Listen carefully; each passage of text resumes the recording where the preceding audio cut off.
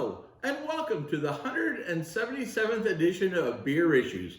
My name is Matt Brucker, and I'm coming to you live here from Casa de Brucker. We're going to be having another outstanding beer today. We're going to be having the Unibroue Terrible. Now, I hope this is not a terrible beer, and I don't think it is. As a matter of fact, I've had it, so I know it's not a terrible beer. Otherwise, we wouldn't be drinking it today.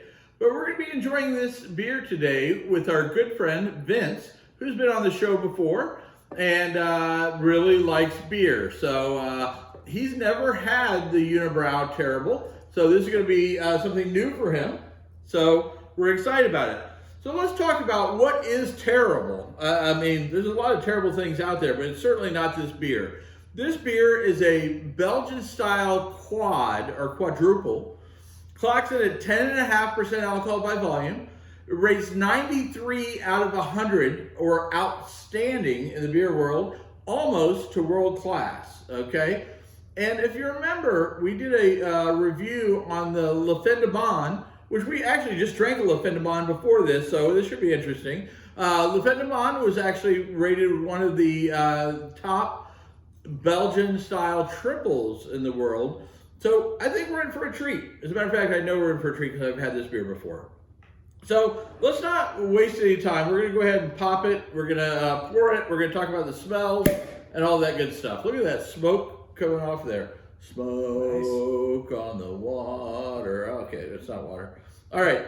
Anyway, let's go ahead. I poured myself first. That was kind of rude, but that's what I do here. No worries. And, all right. So this is actually rated the number 14 Belgian quad in the world. So out of all the different Belgian quads that are out there, this is number 14 in the entire world, which is kind of a big deal. I know the La Fin de Bon is number 1 when it comes to triple, but you know, there's a lot of good beers out there. Now you see, we're getting a lot of head on this. I pour Belgian beers a little bit heavier, so we do get a little bit more head, because that way it opens up the beer and gives you a nice flavor. Now, we're going to be having this in a La Fin de Bon glass. So we're going to be having it in a Unibroue glass to make it good. Now, it's rates 93 on Beer Advocate, but it rates 99 on Rate Beer, and it rates 96 with the experts at Beer Connoisseur. So we're kind of all over the map, 93, 96, 99. So we're going to have to determine, kind of hone in on what we think. Okay, so I'm going to need your opinion. Very important. So let's talk about it. Let's smell it. Oh, this is a bottle conditioned beer, so that does improve the quality of the beer. The bottle conditioning Smells pretty great.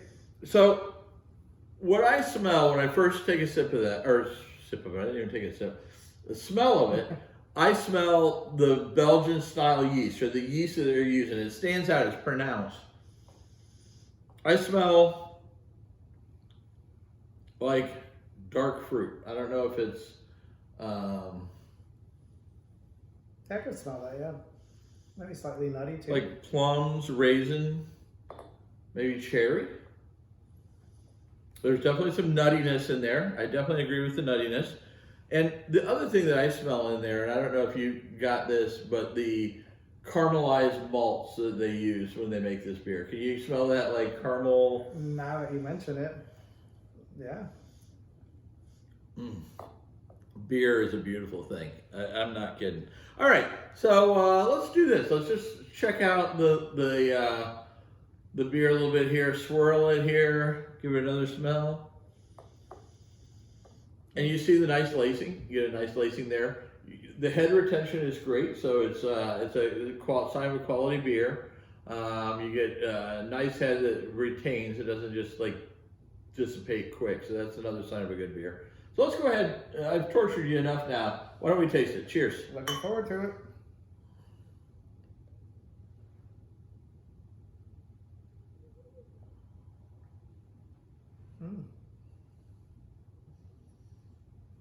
It's quite good. That's delicious. Now, right off the bat, when I taste it, I do get the caramel malts. I get those right off the bat.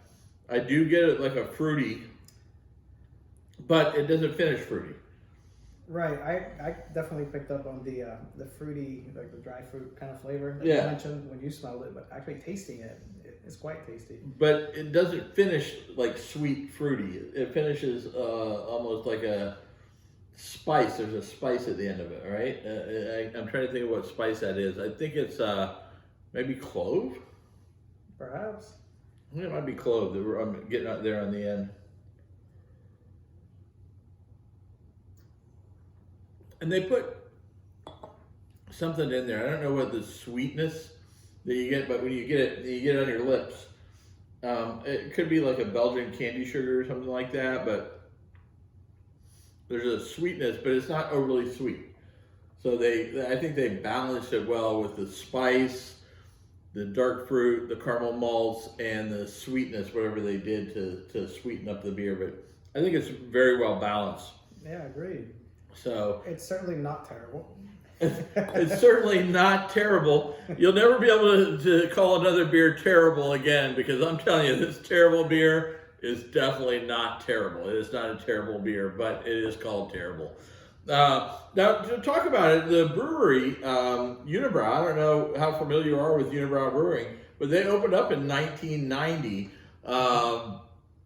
It was actually another name for it. I didn't write it down. It was like they bought the brewery from somebody else, but it became Unibroue, I think, in 1990. I think it switched hands to another owner at one point, and then another owner. And believe it or not, the people that own this brewery now, you might find this surprising, is Sapporo. So if you're ever in a sushi restaurant and you're pounding down a Sapporo or a Karen Ichiban or whatever you're having at the sushi restaurant, same people who own Unibroue, which is, to me, is kind of weird. But I did a beer the other day that it was, they were owned by San Miguel out of Spain. I think was it Founders? I don't know. It might be Founders. It was one of the big beer names that we drink all the time. It was owned by San Miguel. Well, this is owned by Sapporo. And I think there's other good beer companies that fall under that same umbrella, because I kind of remember, I was surprised that Sapporo owned another really good brewery that I really, really enjoy. So interesting facts. But as we talked about, they also make the Le Fin de Monde, which is excellent. They make a great double. They make great beer, and this is a Canadian beer. This is out of Quebec. It's weird to think that the #1 Belgian style triple comes out of Quebec, Canada. You would think it'd be out of Belgium, right? And to be honest, between me and you, and we had this discussion earlier, as much as we love the Le Fin de Monde, and as delicious as it is, I can't, in my heart, say that it's the best Belgian triple. Yeah, I think the Belgians would agree. And the Belgians would definitely agree with me. But one of these days, I'm going to do a Belgian triple off. And we're going to line up what I would consider the finest of the Belgian triples. And we're going to do maybe a blind taste test, or how we're going to do it. But I would like to get a few people that are experts of the Belgian style triple and line them up and do maybe a blind taste test to see which one is actually the best. Because one day, I honestly think the West Malt triple is the best. The next day, I think it's the Chimay. And the next day, I think it's, and this is most days, the Golden Rock Red Triple. I just think that's a phenomenal beer. But I love them all. So I would love to line them up and see, at the end of the day, which one truly is my favorite without knowing. So that would be kind of cool to do, don't you think? Sounds like a fun challenge. All right. So cheers. Hey, if you've enjoyed, if you've enjoyed this, make sure you tell your friends about Beer Issues and how much fun we're having talking about beer and drinking beer. Make sure they tell their friends, and make sure they subscribe. The more subscribers we have, the better, because the more people know about how much fun we're having. Okay. If you want any cool gear like this great hat, Beer Issues hat, go to shop.beerissues.com. And as my wife likes to say, I have beer issues.